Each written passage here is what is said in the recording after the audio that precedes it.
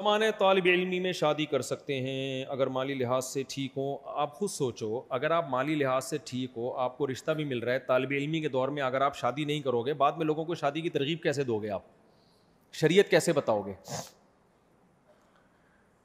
جب آپ شریعت بتاؤ گے کہ نبی نے فرمایا یا معشر الشباب من استطاع منکم الباءۃ, حدیث میں آتا ہے کہ جو نکاح کی طاقت رکھتا ہے وہ نکاح کر لے. جب آپ یہ حدیث سناؤ گے تو لوگ آپ سے پوچھیں گے اچھا جب آپ میں نکاح کی طاقت تھی آپ نے کر لیا تھا یا دورہ تک ڈیلے کیا تھا؟ آپ کہو گے ڈیلے کیا تھا. کہا پھر ہم بھی ڈیلے کر رہے ہیں, پھر آپ یہ زیادہ ہمارے ساتھ فنٹر بننے کی ضرورت نہیں ہے. تو جب خود عمل نہیں کر رہے تو دوسروں کو کیسے عمل کراؤ گے؟ دیکھو میں اس کی ایک مثال دیتا ہوں. ہمارے ہاں طلبہ کیا کرتے ہیں, قرآن و سنت پڑھتے ہیں اس نیت سے کہ ہمیں قرآن سمجھ میں آ جائے, حدیث سمجھ میں آ جائے. بھائی عمل کی نیت سے پڑھو.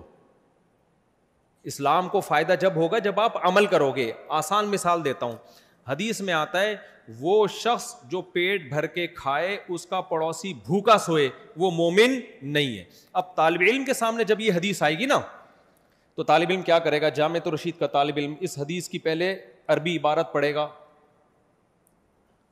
پہلے کیا پڑھے گا؟ عربی عبارت کہ بھئی یہ زبر ہے, یہ زیر ہے, یہ پیش ہے. پھر دیکھے گا نحو کے لحاظ سے مبتدا کہاں ہے, خبر کہاں ہے, حال ذوالحال کدھر ہے, جار مجرور کدھر ہے, اس لحاظ سے حل کرے گا. پھر اس کی سند کی تحقیق کرے گا, پھر دیکھے گا کن کن کتابوں میں یہ حدیث ہے, پھر اس پہ پورا لیکچر تیار کرے گا. ان تمام باتوں میں سے کسی بات کا پڑوسی کو ٹکے گا بھی فائدہ نہیں ہے. نہیں آئی میرا خیال ہے بات؟ حدیث کا مطلب ہے کہ جو پیٹ بھر کے کھائے پڑوسی بھوکا سوئے وہ مومن نہیں ہے. اب طالب علم کیا کرتا ہے جامعۃ الرشید کا, وہ تمام چیزوں پہ تحقیق, پھر وہ یہ بھی دیکھے گا کہ یہاں جو حدیث میں آتا ہے وہ مومن نہیں ہے, اس سے کیا کامل درجے کا مومن نہیں ہے یا کافر ہو جائے گا, یہ بھی تحقیق کرے گا. نہیں بھئی یہ تو کفر دون کفر ہے, اس کا مطلب ہے کہ کفر کے قریب پہنچ جائے گا, نکاح نہیں ٹوٹتا اس کا, اتنا بڑا کافر نہیں ہو جاتا وہ. ساری تحقیقات پورا لیکچر تیار کرے گا. ان تمام باتوں میں کسی بات کا پڑوسی کو ٹکے کا فائدہ نہیں ہے. پڑوسی حدیث کا جو منشا ہے نا, حدیث کا جو مقصد ہے وہ یہ نہیں ہے کہ آپ کو یہ پتا ہو حال ذوالحال جار مجرور صفت موصوف سند کیسی ہے. حدیث کا مقصد ہے پڑوسی بھوکے نہ سوئیں. تو ایک پینڈو دیہاتی آدمی جب یہ حدیث سنے گا جس کو نہ سند کا پتا, نہ یہ پتا کہ حدیث کے راوی کون ہے, نہ یہ پتا کہ یہاں کافر ہونا مراد ہے یا کامل درجے کا, وہ جا کے کیا کرے گا؟ اچھا یار پڑوسی کو روٹی کھلا دے گا. تو حدیث کا مقصد جو ہے وہ حاصل کر دے گا وہ جاہل آدمی. کیا خیال ہے؟ تو اسی طرح یاد رکھو جب ہمارے طلبہ کے سامنے یہ حدیث آتی ہے نا کہ اے نوجوانو تم میں جو نکاح کی طاقت رکھتا ہے نکاح کر لے, اس کا مقصد کیا ہے؟ اس طالب علم کو بھی زنا سے بچانا, اس جوان کو. لڑکیوں کی بروقت شادی ہو جائے سوسائٹی میں, تاکہ نوجوان لڑکے جب جلدی نکاح کریں گے تو لڑکیوں کی بھی شادی جلدی ہوگی, باپوں کو بیٹیوں کو گھر بٹھانا نہیں پڑے گا, وہ بھی برائی کی طرف نہیں جائیں گی, مینٹلی ہیلتھ بھی اچھی ہوگی, نسل بھی بڑھے گی, خاندان آباد ہوگا. جب گروتھ ریشو بڑھے گا مسلمان قوم پاورفل ہوگی, جوانوں کا ریشو بڑھ جائے گا, بوڑھوں کا ریشو کم ہو جائے گا. تو ہر لحاظ سے امت اسٹیبل ہوگی, کمانے والے زیادہ اور کھانے والے کم. آپ نے کیا کیا؟ ایک عامی آدمی کو جب ہم یہ حدیث سناتے ہیں, وہ غریب آدمی رکشہ چلاتا ہوگا, وہ اپنے بیٹے کی شادی کر دیتا ہے کہ کوئی بات نہیں, اس کو وہ فائدے حاصل ہو جاتے ہیں, ان کی بچیاں بھی نبڑ جاتی ہیں ان کے خاندانوں کی. لیکن جب جامعۃ الرشید کے طالب علم کے سامنے یہ حدیث آئے گی تو کہے گا یہ حدیث بخاری میں بھی ہے, مسلم میں بھی ہے, تو پہلے تو یہ متفق علیہ حدیث ہے. امتحان میں اگر آ گیا کہ یہ حدیث کہاں کہاں ہے تو میں بتا دوں گا بخاری میں بھی ہے اور مسلم میں بھی, متفق علیہ حدیث ہے. امتحان میں دوسرا سوال آئے گا اس حدیث کے راوی کون ہے, تو یہ سوال کا جواب بھی عبداللہ بن مسعود رضی اللہ تعالیٰ عنہ حدیث کے راوی ہیں. نمبر 3 امتحان میں تیسرا سوال آئے گا من استطاع منکم الباءۃ, جو تم میں باء کی طاقت رکھتا ہے, باء کا مطلب کیا ہے تو وہ بھی بتا دے گا. استطاعت کا مطلب کیا ہے اس پہ بھی پورا لیکچر لکھ دے گا. شباب کسے کہتے ہیں بھائی؟ معاشر الشباب حدیث میں آتا ہے اے نوجوانوں, نوجوانی کی عمر کب سے کب تک شروع ہوتی ہے؟ تو ابن حجر رحمۃ اللہ علیہ کی فتح الباری دیکھے گا, پورے شباب پہ پورا لیکچر تیار کر لے گا. کم بخت کرے گا وہی بڈھا ہو کے شادی, جس سے اس کے خاندان کی لڑکیاں کا بیڑا غرق. اب جتنے طلباء جو دیر سے شادی کر رہے ہیں ان کے خاندانوں کی لڑکیاں بھی دیر سے شادی پر مجبور ہو رہی ہیں کہ نہیں ہو رہی؟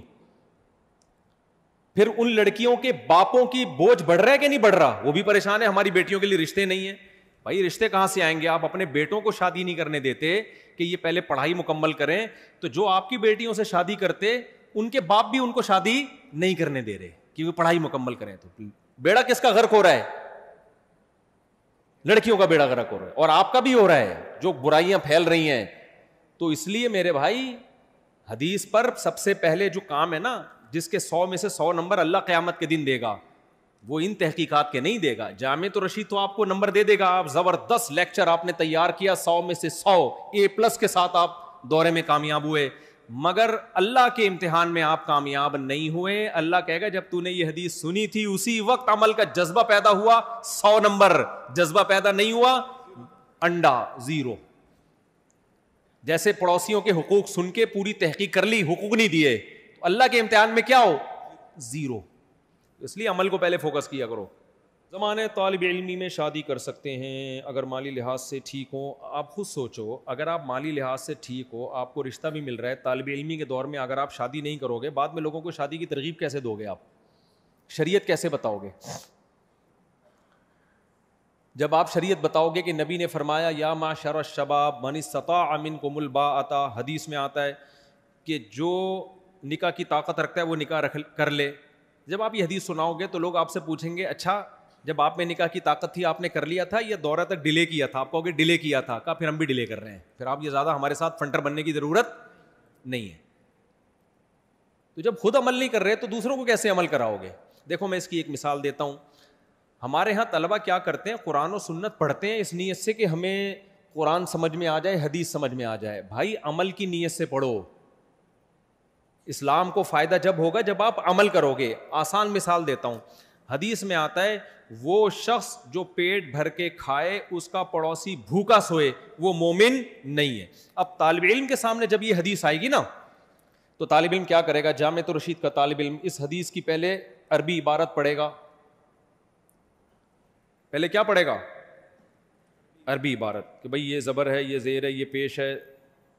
پھر دیکھے گا نحو کے لحاظ سے مبتدا کہاں ہے, خبر کہاں ہے, حال ذوالحال کدھر ہے, جار مجرور کدھر ہے, اس لحاظ سے حل کرے گا. پھر اس کی سند کی تحقیق کرے گا, پھر دیکھے گا کن کن کتابوں میں یہ حدیث ہے, پھر اس پہ پورا لیکچر تیار کرے گا.